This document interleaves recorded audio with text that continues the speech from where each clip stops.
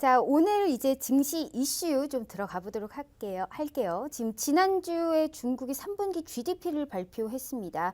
현재 6%로 지금 발표를 했는데 1992년 이후 27년 만에 최저치를 기록한 모습입니다. 일단 좀 시장에서는 크게 밀리지는 않았지만요. 그래도 국내 증시가 현재 종가 저가 부근으로 좀 밀렸습니다.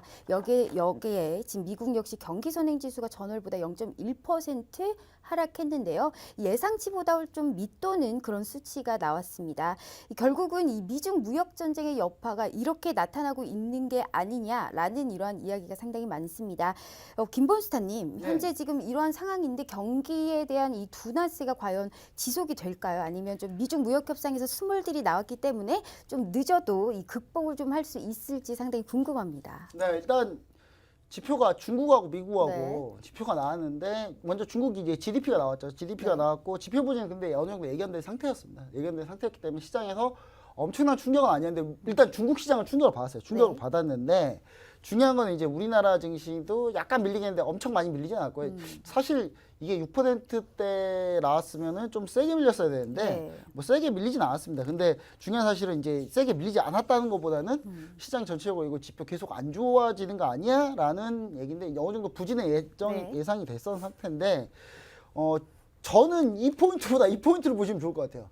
중국이 GDP 6%에 정확히 맞춰놨거든요, 이번에. 믿기시나요? 전 참고로 중국이 GDP 6%딱 맞춰갖고 이번에 3분기 GDP 성장률 6%다 이게 나온 걸 저는 믿을 수가 없어요. 중국의 GDP를 통계를 전 세계적으로 믿는 곳은 거의 없을 겁니다. 6%에 제가 볼 때 숫자만 맞춘 거 아닌가. 그보다 안 좋을 가능성도 있다라는 얘기를 저는 드리고 싶은 거죠. 그리고 이제 중국은 그러면 약간 심각한 상황인 거고요.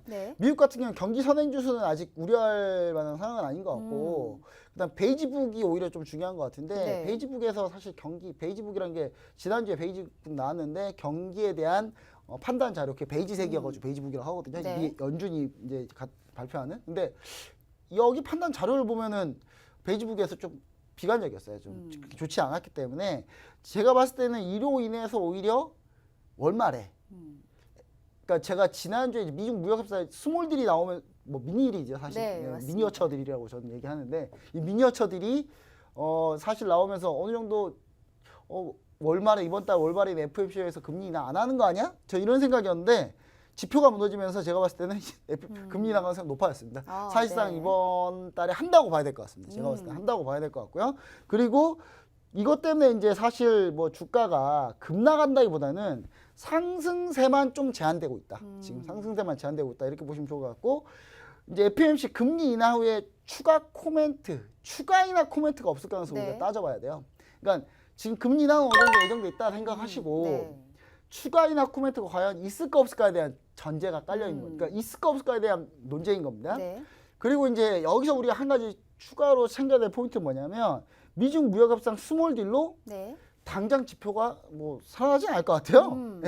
살아나지 않을 것 같은데 중요한 건 이제 이후에 이제 어떻게 될 건지에 대해서 중국이나 이런 걸 좀 봐야 될 것 같아요. 중국 상황이나 이런 걸 봐야 되는데 사실 이제 이 부분을 이제 아까 질문에서 미중 무역협상으로 인해 지표가 다시 회복할 가능성이 있느냐 이렇게 물어보셨잖아요. 근데 사실 살아나기 힘들 것 같은데 중국 추가 경기 부양책이 나올 가능성이 높습니다. 그러니까 미국도 추가 경기 부양책, 중국도 경기 부양책, 미국은 추가 경기 부양책이라고 하는 게 이미 약간 금리 인하 쪽으로 쏠려 있고 중국은 금리 인하 플러스 지준율 인하겠죠. 지준율 인하 플러스 그 다음에 경기 부양책, 재정 정책 뭐 이런 거 투입할 가능성이 상당히 높고요.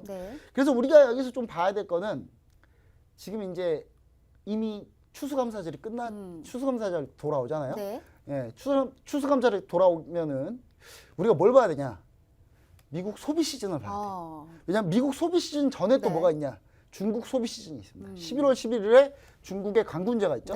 그 다음에 11월 말에 미국의 블랙 프라이데이가 있어요. 그러니까 지금은 소비 데이터에 약간 집중해야 된다. 그러니까 지금까지는 어느 정도 일반 데이터 집중적으로 실적 이슈랑 많이 봤다면 이제는 소비 데이터 쪽으로 집중하고 소비주 관련주도 좀 이때 많이 올라요. 그래서 근데 소비 시즌인데 소비 데이터가 별로 안 좋으면 당연히 주가 떨어지겠죠. 그래서 판단 자료를 약간 소비 쪽으로 약간 데이터 좀 옮겨가야 됐고 그 다음에 미중 무역협상 같은 경우는 이미 기부가 된 관세, 이미 미국이 부과시켰던 관세가 있습니다. 그 관세를 되돌리는 정도가 아니면 무역 협상에 진전이 없다고 봐야 돼요. 이거는. 그러니까 이게 나와줘야 본격적으로 이제 회복을 한다. 지금 내용은 어느 정도 이미 다 시장에 반영된 상태이기 때문에 지금 현재 미국이 부과했던 네. 관세가 다시 되돌아가야 12월 15일 날 추가 관세 부과하는 거 말고요. 네. 지금 현재 이미 부과된 관세, 이미 부과된 관세가 되돌아가야 이게 협상에 진전이 있는 거예요. 그러니까 그 포인트가 나와야 추가로 급등할 수 있다. 신고가를 돌파할 수 있다고 보시면 좋을 것 같고 네. 그다음에 12월 15일 날 관세 부과도 변수예요. 여기서 만약에 미국이 결국 협상 잘 안 돼 12월 15일 날 관세 부과 해버리면 네. FOMC에서 12월에 금리 인하 또 한 번 또 할 수 있습니다. 그러니까 그 부분을 체크해 보시면 돼요. 그러니까 지금 10월 달에 금리 인하는 어느 정도 된다고 할 거라고 보시면 되고 12월 같은 경우는 금리 인하가 언제 결정하냐? 12월 15일 관세 보고 FOMC가 결정할 거거든요. 네네. 그러니까 요 타이밍까지도 우리가 시나리오를 좀 그려볼 필요가 있다. 이렇게 봐서 좀 지수 대응을 하시는 게 훨씬 편하실 거다. 이렇게 보시면 좋을 것 같습니다.